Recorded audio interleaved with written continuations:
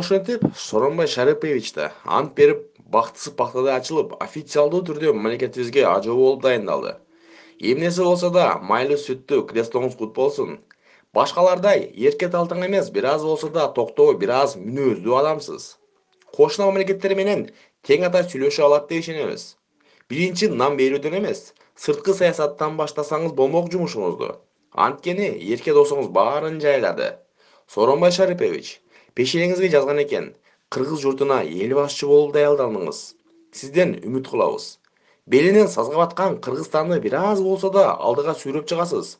Ак үйдөгү сабатсыз атка минерлерди эшикке чыгарып, саясий куугунтукка кабылган кыргыздын эр азаматтарын өлкө үчүн салым кошуусуна шарт түзүп бересиз деген үмүттөбүз.